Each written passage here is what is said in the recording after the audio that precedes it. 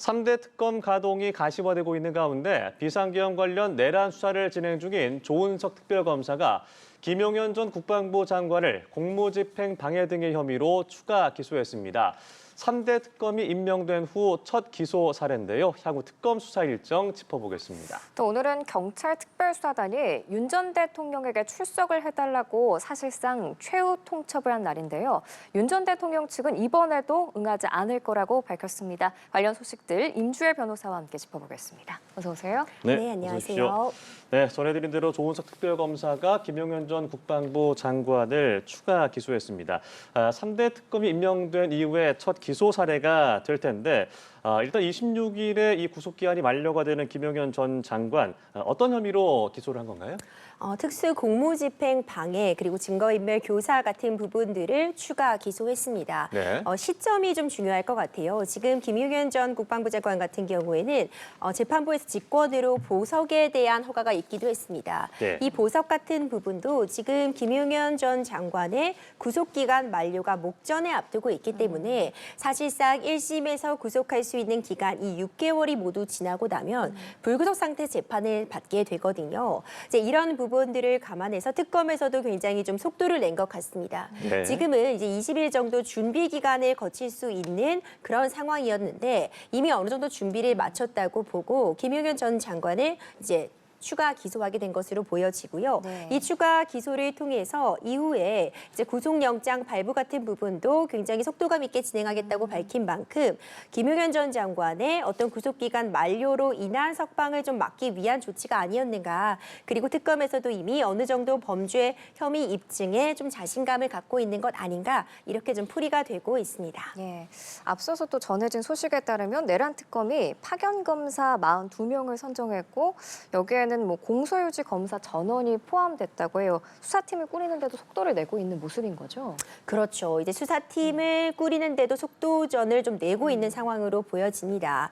이미 이 관련된 수사에 참여했던 인원들이 대거 합류한다는 의미는 네. 그만큼 이전 수사와의 어떤 동일한 연속선상을 유지할 것이다. 이런 부분들을 추측 가능하게 합니다. 이미 수사가 상당 부분 진행이 돼 온 상황이었습니다. 어찌 보자면 대면 조사 정도만 남아있고 이미 어떤 증거 자료의 확보라던가 압수수색 같은 부분들이 많이 이루어졌기 때문에 이전에 이미 수사를 진행했던 인력들을 대부분 포함시킴으로써 수사의 동력은 그대로 유지하고 관련한 자료들을 충분히 숙지하고 있는 담당자들로 하여금 계속해서 속도감 있게 이 수사를 이끌고 가겠다라는 의지를 좀 표명한 것으로 보여지고요. 네. 이미 기소나 공소 유지를 전담했던 그런 인력들이 대거 포함이 되어 있는 만큼 특검이 정식으로 출범된 이후에도 굉장히 빠르게 어떤 수사 그 이후에 공소 제기까지 이어지지 않을까 현재로선 추측이 되고 있습니다.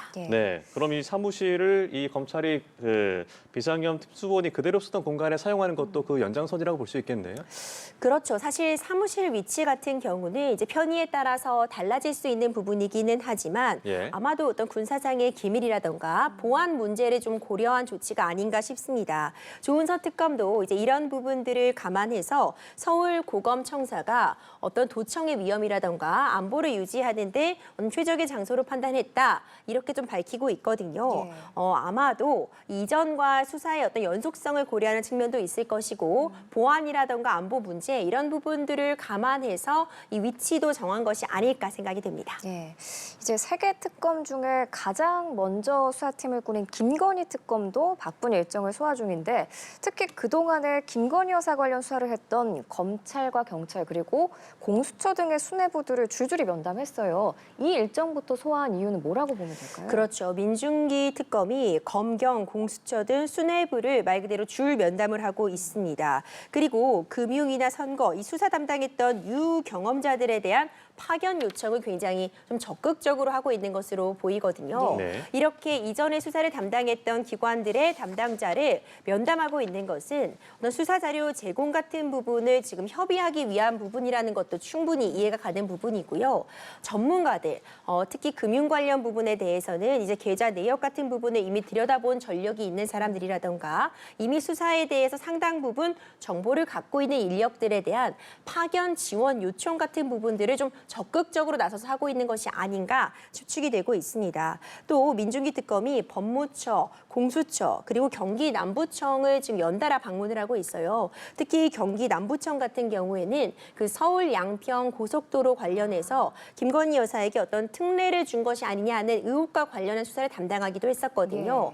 이미 굉장히 사안이 좀 오래된 것이기도 하기 때문에 네. 관련된 자료들에 대해서 좀 빠르게 넘겨받고 이걸 담당했던 인력이라던가 전문가들을 좀 파견 요청을 하기 위한 그런 조치가 아닌가 풀이가 됩니다. 네, 이런 가운데 도이치모터스 주가 조작 사건에 어떻게 보면 스모킹건이 될 만한 김건희 여사가 이 사실을 인지한 정황이 담긴 녹음 파일이 확보가 됐다고 하는데 재수사를 시작한 지 50여일 만에 확보를 한 것이어서 이 수사가 부실했던 것이 아니냐라는 논란도 있어요.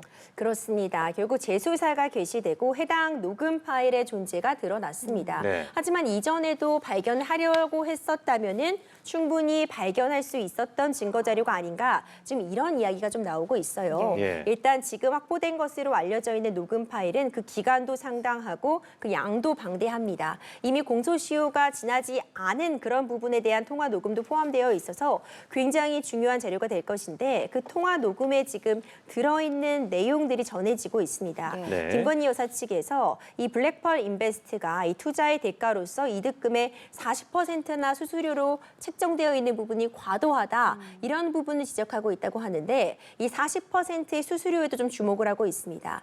통상적인 경우보다 이례적으로 높다고 평가할 수 있을 만한 수수료이기 때문에 이렇게 높은 수수료가 책정이 될 때는 김건희 여사 측에서 해당 계좌가 주가 조작에 이용되는 것을 알고도 맡겼기 때문에 이렇게 비정상적으로 보이는 수수료가 책정된 것 아니냐 이런 이야기도 나오고 있고요. 기본적으로 이 방대한 이 통화 내역 가운데서는 이런 부분들, 주가가 조작될 수 있다는 점을 인지한 상태에서 한 것으로 보이는 내용들이 포함되어 있다는 내용이 지금 나오고 있긴 하거든요.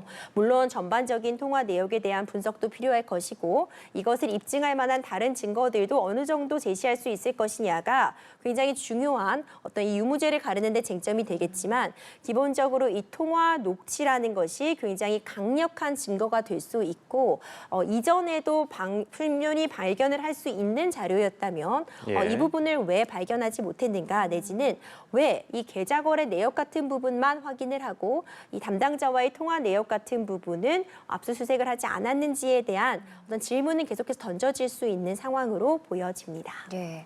한편 이 공천 개입 의혹 수사 중인 검찰이 김건희 여사에게 세 번째 출석 요구서를 보냈는데 지금 김건희 특검도 수사를 시작한 상황이잖아요.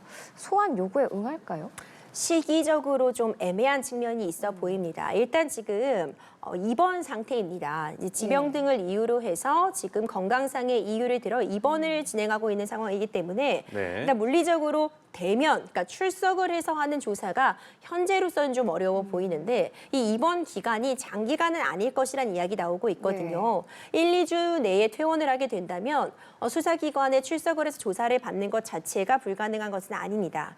다만 지금 특검이 본격적으로 수사를 착수하는데 정말 목전에 눈앞에 두고 있는 상황이어서 여러 차례 출석을 하기보다는 지금 수사기관에서 요청하는 출석에는 응하지 않고 어차피 특검으로 갈 거기 때문에 특검의 출석 요구에만 응할 가능성도 현재로서는 높지 않나 이런 이야기가 나오고 있거든요.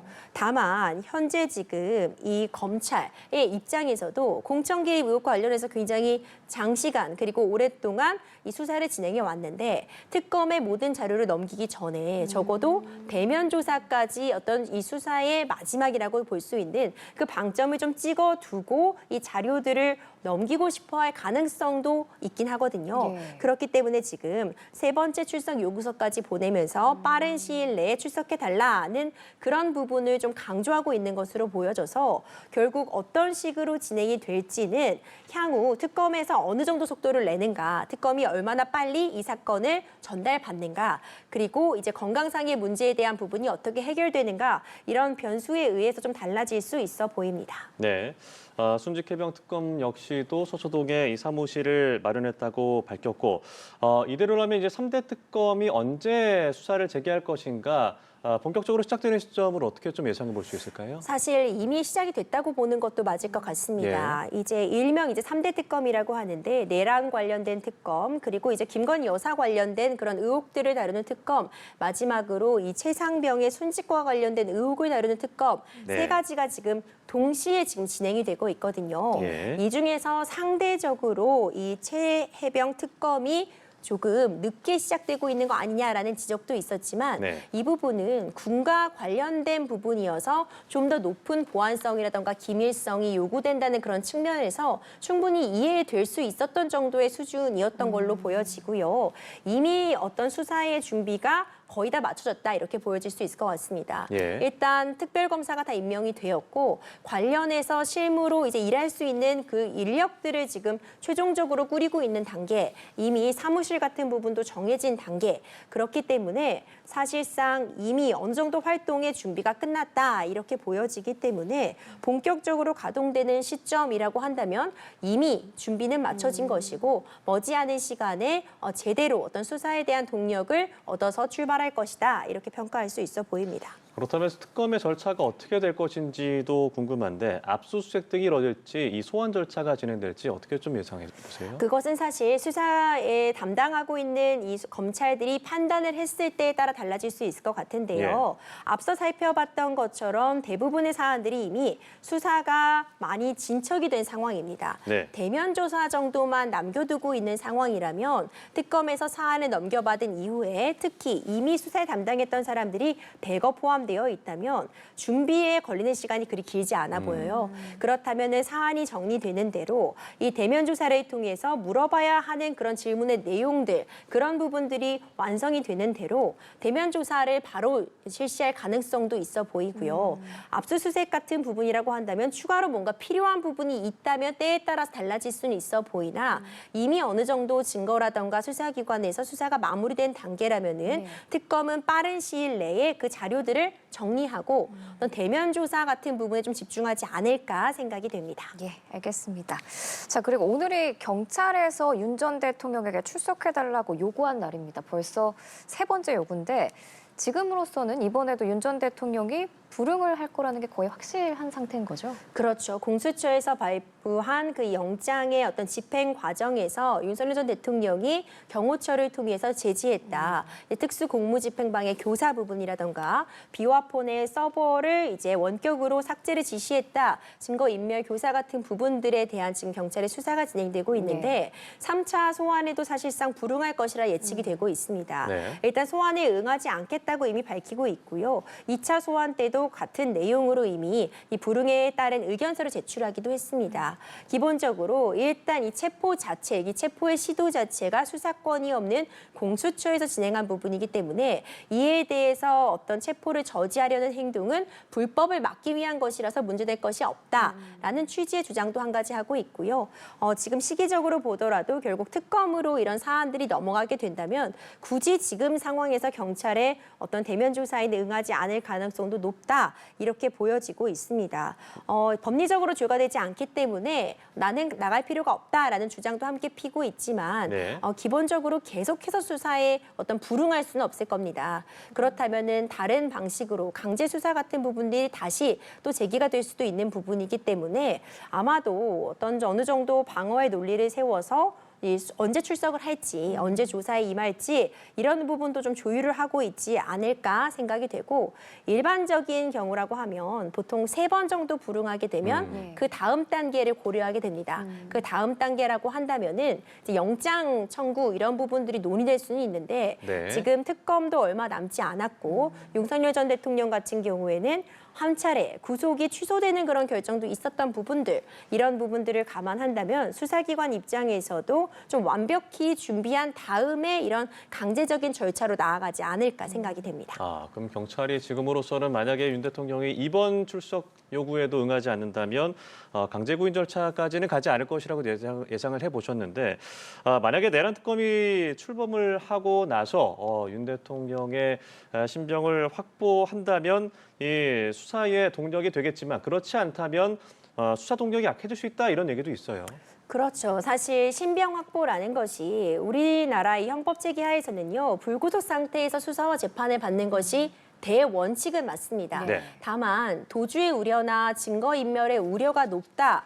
이런 부분들이 확인이 된다면 구속이 되는 상황이었는데 이제 이런 부분들을 감안하자면은 윤석열 전 대통령 같은 경우에는 이미 한 차례 증거인멸의 우려 등을 이유로 해서 또 수사에 대한 비협조적인 태도 등이 종합적으로 고려가 되어 구속이 됐다가 구속 취소 결정이 있었습니다. 네. 이제 이런 부분들이 있었기 때문에 사실상 다시 한번 구속을 시도할 때는 이런 문제가 발생하지 않게 어떤 수사권의 문제라든가 구속의 정당성 부분에 어떤 이의 제기가 나오지 않을 정도로 좀 완벽을 기할 가능성이 높다고 저는 보고 있거든요. 예. 물론 그렇다고 해서 먼저 완벽한 어떤 범죄 혐의가 소명될 때까지 구속을 시도하지 않을 것이다 이런 의미라기보다는 완벽한 준비를 위해서 충분히 시간을 사용하지 않겠느냐 이렇게 좀 예측이 되고 있고요. 이미 내란 특검이 출범한 만큼 이 내란 특검을 담당하고 있는 이 조은석 특별검사와도 어떤 이 대면 조사 시기에 대해서 별도로 협의를 할 가능성도 현재로서는 굉장히 높아 보여서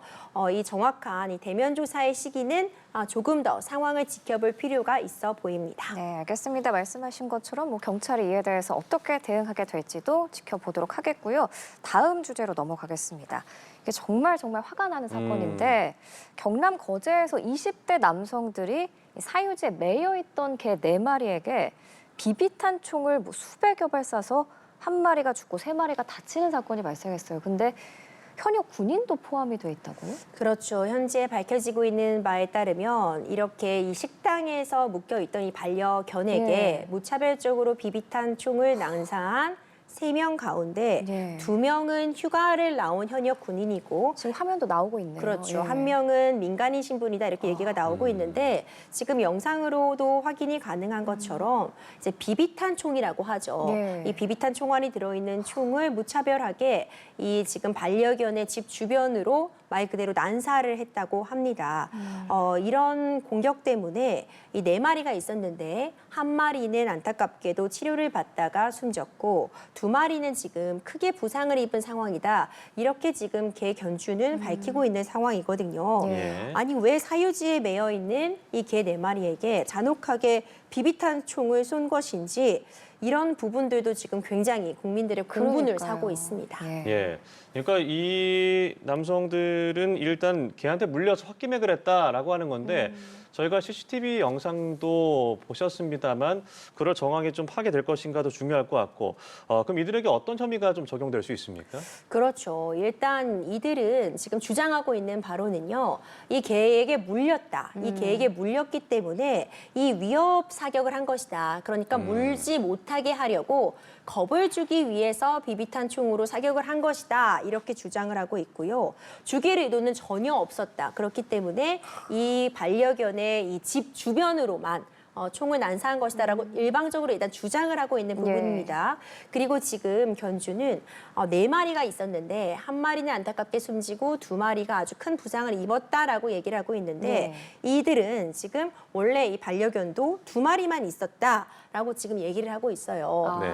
사실관계는 정확히 조금 더 파악할 필요가 있겠지만 어떤 위협 사격이라고 한다고 해도 이 반려견이 목숨을 잃을 정도로 비비탄 총을 난사한 이 부분에 대해서는 그렇죠. 동물 학대 부분에 대한 책임을 좀 물을 수밖에 없지 않을까. 또 이것이 사유지기 때문에 이제 식당이라고 해도 이 강아지에게 총을 쏘기 위해 여기에 들어온 부분은 주거 침입 같은 부분이 함께 문제될 소지가 분명히 있어 보이고요. 이제 비비탄 총이라고 한다면 아주 어린 아이들도 사람을 향해 절대 겨누면 안 되고 예. 그럼요. 누군가 이제 움직이는 물체를 향해 쏘면 안 된다는 건 다 배우는 기본적인 거거든요. 거죠. 예. 그렇죠. 그럼에도 불구하고 살아있는 동물에게 그것도 여러 명이서 함께 이렇게 무차별적으로 공격을 가한 부분에 대해서는 지금 굉장히 비난의 여지가 높은 것 아니냐 이런 이야기들이 지금 나오고 있습니다. 예. 또 문제가 되는 것이 휴가를 나온 현역 군인 2명 그리고 민간인 1명이라는 것에서 수사 방식에 좀 차이가 날 수 있겠죠. 그렇죠. 이제 2명은 현역 군인, 그러니까 휴가를 나온 상태 현역 군인으로 알려져 있는데 네. 그렇기 때문에 바로 군 수사로 넘어갔습니다. 군인에 대해서는 이제 군형법이 적용될 여지도 있는 것이고 군에서 수사를 담당하게 되기 때문에 이 현역 군인 2명에 대해서는 이제 군에서 수사를 진행하고 있고 이제 한 명은 민간인 신분으로 알려져 있습니다. 이제 민간인 신분의 경우에는 통상의 경우와 마찬가지로 입건이 되어 있는 그런 상태인데 이 동물보호법 위반도 이제 관련된 법 규정들이 여러 차례 개정이 되면서 형량 같은 부분도 상당 부분 지금 높아져 있습니다. 사실 이전과 같은 경우라면 이 동물에 대한 학대를 우리가 물건을 손상시킨 경우, 그러니까 재물 손괴로 보는 그런 부분들이 있었어요. 예. 그러니까 이 동물을 인격적으로, 그러니까 인간과 동일하게 보지 않고 어떤 물건에 대한 손상을 입힌 것과 좀 동일한 선상에서 소유물로 본 거죠. 그렇죠. 어떤 금전적인 배상의 책임을 지는 것으로만 봤다면 이제 동물보호법에서도 이와 관련해서 이렇게 동물에 대한 무차별적인 학대 행위를 했을 때는 최대 징역 3년까지도 둘 수 있는 그런 규정들이 지금 마련이 되어 있습니다. 정확한 사실관계는 조금 더 파악이 필요해 보이지만 만약 동물보호법 위반이라든가 주거 침입 같은 부분들이 문제가 된다고 판단을 받는다면 형량을 내리는 부분도 좀 상당한 형량이 내려질 수도 있지 않을까 현재로서는 좀 예측이 되고 있습니다. 예, 정말 이에 맞는 합당한 처벌이 좀 내려졌으면 좋겠습니다. 다음 주제로 넘어가겠습니다. 이 사건 많은 분들이 기억하실 것 같은데 입소한 지 9일밖에 되지 않은 훈련병에게 과도한 얼차려를 시켜서 사망에 이르게 한 사건입니다. 어제 항소심 선고 결과가 나왔는데 먼저 어떤 사건인지부터 다시 한번 짚어볼까요? 참 안타까운 사안이었습니다. 지난해 5월이었는데요. 네. 정말 말 그대로 군대에 입소한 지 얼마 되지 않은 훈련병이었습니다. 9일 만에 이런 일이 벌어지게 된 건데 그러니까 군사 훈련이라는 명목이었죠. 하지만 너무나도 과도했기 때문에 결국 안타깝게도 훈련병이 숨지는 그런 이 사건이 발생을 했습니다. 예. 이제 우리가 얼차려라고 해서 일종의 기압과도 같은 부분인데 무겁게 이제 책 같은 것을 넣어서 더 무겁게 군장을 만들어 놓은 상태에서 날도 상당히 더운데 무리하게 행군을 시키고 이제 앉았다 일어났다 엎드려 뻗쳐 이런 부분들을 시킨 부분들이 결국 가혹행위로 인정을 할 수밖에 없다. 이런 또 이제 1심 법원의 판단도 있었거든요. 이제 항소심 판단도 이와 다르지 않았습니다. 이것이 결국 업무상 과실치사, 이 업무적으로 이런 과도한 훈련을 시킴으로써 이런 얼차려, 가혹행위를 함으로써 이것이 애초에 어떤 사망의 고의까지는 가지지 않았더라도 이 정도라면 과실로 인해서 충분히 사망의 결과를 예견할 수 있었던 상황이었다. 이런 부분들이 감안이 되어서 예. 항소심에서 징역 5년 6개월이 그 중대장에게 내려지게 됐고 네. 이와 관련해서도 이제 부중대장 같은 경우에는 징역 3년이 내려지기도 했는데요. 그만큼 사안을 굉장히 엄중하게 바라봤다. 이렇게 볼 수 있을 것 같습니다. 네, 항소심에서 이 중대장의 징역 5년 6개월이 나왔다고 했는데 1심 선고는 징역 5년이었거든요. 어떤 점이 좀 차이가 있었던 걸로 볼 수 있을까요? 1심에서는 지금 이 전체의 행위를 일단 하나의 행위가 여러 가지 범주에 해당할 수 있는 것으로 봐서 우리가 상상적 경합이라고 하는데요. 네. 상상적 경함으로 보아서 양형 기준을 판단했을 때 징역 5년이 선고가 되었습니다. 하지만 항소심의 판단은 조금 달랐습니다. 이 얼차려를 받은 피해자가 여럿이 있었는데 네. 피해자별로 어떤 당한 가혹행위라던가 그 피해 사실이 조금씩 다르기 때문에 이것을 하나의 행위로 볼 것이 아니라 이것은 실체적 경합이라고 해서 여러 개개인의 행위로 보아서 이 죄에 대해서 이제 합쳐서 물을 수 있다. 이런 취지로 볼 수 있거든요. 예. 그러니까 1심과 달라지는 부분은 이것의 전체를 이 가혹행위를 하나로 볼 것인지 2심에서는 이것을 여러 개의 가혹행위가 경합하는 것이다라고 볼 것인지 이에 따라서 좀 달라진다고 보여지는데 항소심에서는 이것이 여러 개의 행위가 여러 죄에 해당하는 것이다라고 보아서 형량이 그 양형 기준에 따라서 징역 5년 6월로서 판단이 되었다고 보여집니다. 네. 이와 관련해서도 굉장히 엄중한 책임을 재판부에서도 묻고 있습니다. 재판부는 병사들의 기본권, 그러니까 나라를 위해서 지금 본인의 어떤 많은 시간이라던가 이런 부분들을 투자해서 군대에 온 것인데 범사들에게 꼭 지켜져야 하는 그 기본권이 침해되었다. 이런 부분들을 또 강조하기도 했고요. 이 병사에 대한 기본권이 침해됨으로써 군에 대한 국민들의 신뢰를 잃게 하는 그런 사건이 되었다라는 부분도 굉장히 강조를 했습니다. 그렇기 때문에 이제 훈련병의 유가족들도 잘못된 어떤 군 문화를 바꾸는 경종을 울리는 그런 사건이 되었으면 한다. 이런 입장을 내기도 했거든요. 네.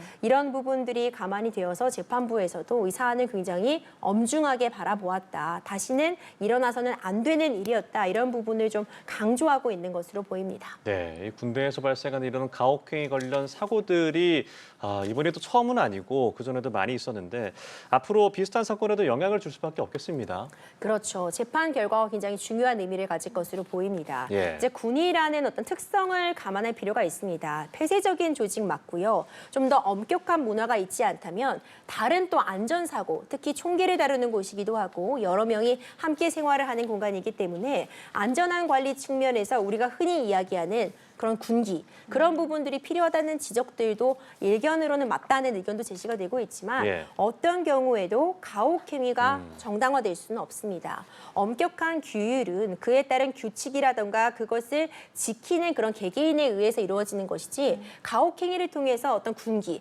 규율이 만들어지는 것은 결코 아니거든요. 이렇게 정말 안타까운 목숨을 잃는 사건이 다시는 발생하지 않도록 군 체계 전반에 대해서 다시 한번 좀 조율을 해봐야 되는 시점이 아닌가 생각이 듭니다. 예, 알겠습니다. 오늘 사건 현장 임주일 변호사와 함께했습니다. 말씀 잘 들었습니다. 고맙습니다.